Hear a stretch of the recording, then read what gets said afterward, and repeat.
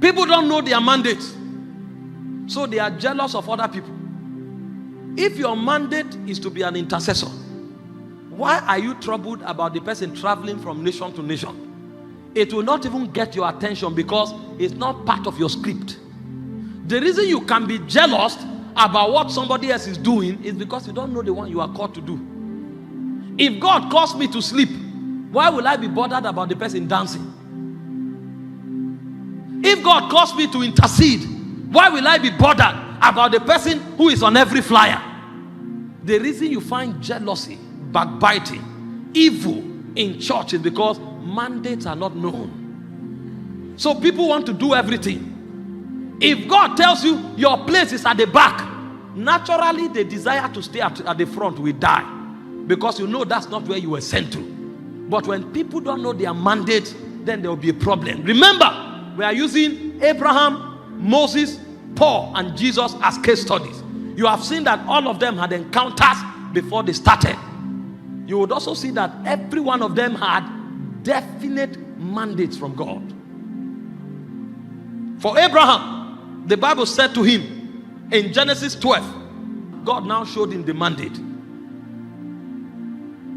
It said, I will make thee a great nation, and I will bless thee and make thee great, and thou shalt be a blessing. So Abraham knows that his mandate is to become a nation. It's on the strength of that understanding that made Abraham live the kind of life he lived. When Abraham wanted to bury his wife, they offered to give him a burial ground for free. He refused. Because he's building a nation. He doesn't want the people to come tomorrow and begin to fight assets with his children. He knew his mandate.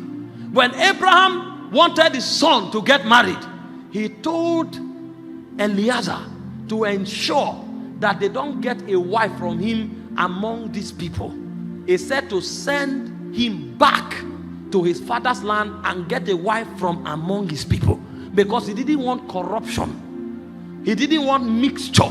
He knew God was doing something and he will need a pure breed to sustain it. So the marriages of Abraham and his children was informed based on the mandate. Why? I will make of thee a great nation. If he marries from the nation around, or if his sons marry from the nation around, they will make those hidden nations too great.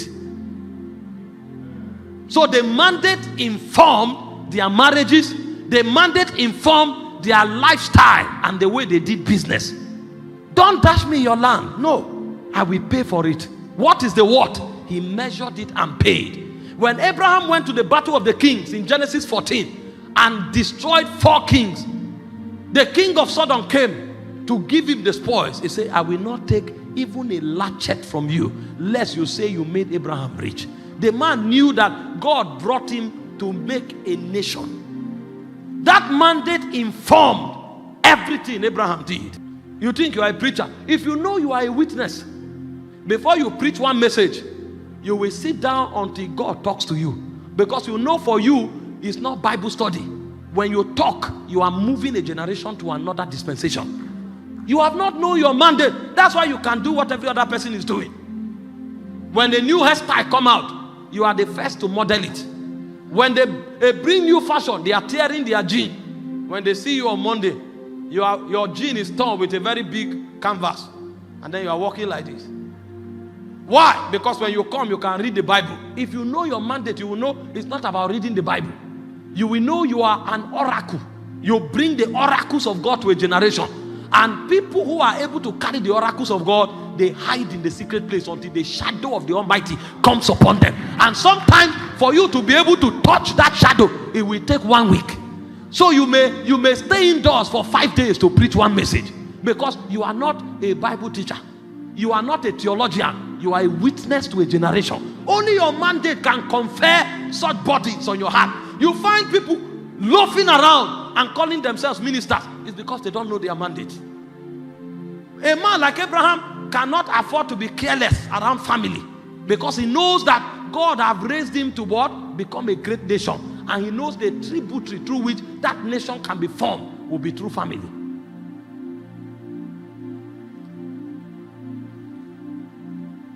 What was the mandate of Moses? Get down to Egypt. Tell Pharaoh, let my people go, that they may worship me. Exodus 5 verse 1. Exodus 7 verse 16. Exodus 8 verse 1. Exodus 9 verse 1. Is it that Moses doesn't have any other message? The mandate will determine what you preach.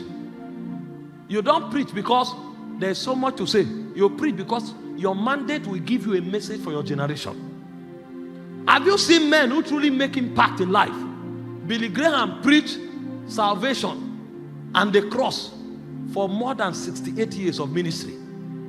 Bishop David Oyedepo is preaching faith for more than 40 years in ministry. The mandate is what determines the kind of message you preach. I know there are many messages that are appealing, but when you find a mandate, that mandate will become a burden in your spirit.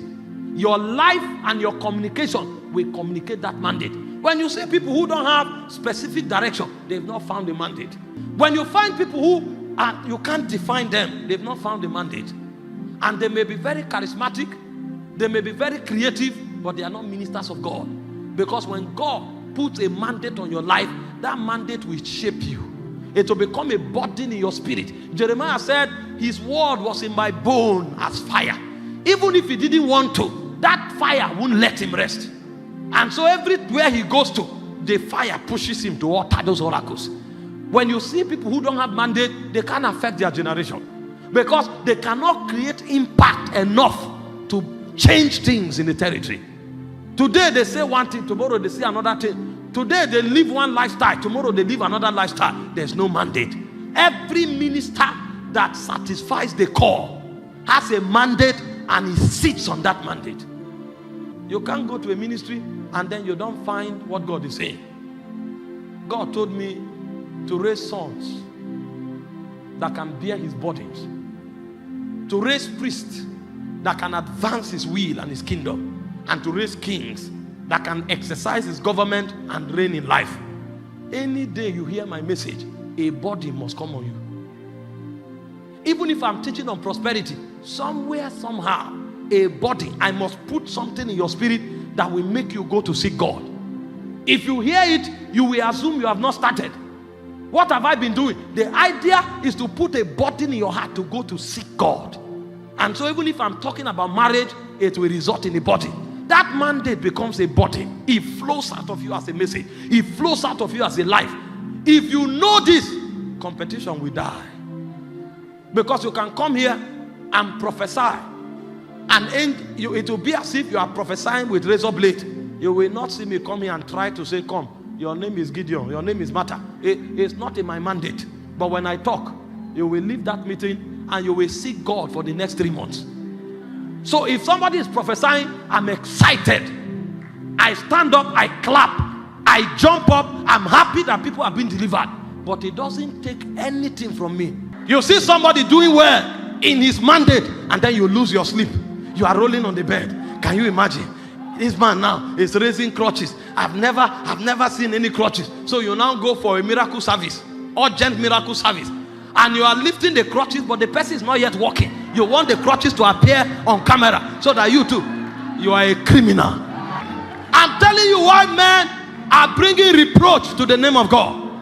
If God say you are a teacher, sir, somebody can raise the dead. Celebrate God. When you finish, sit down, carry your tools, and begin to open the Bible. When you are done teaching, go home. Because your report card is not with the congregation. Your report card is in heaven. No man can mark it. And men can clap you out of destiny. And men can choose not to clap. But because of your mandate, even though men despise you, you will walk into glory. And the angels will rise up to celebrate your arrival.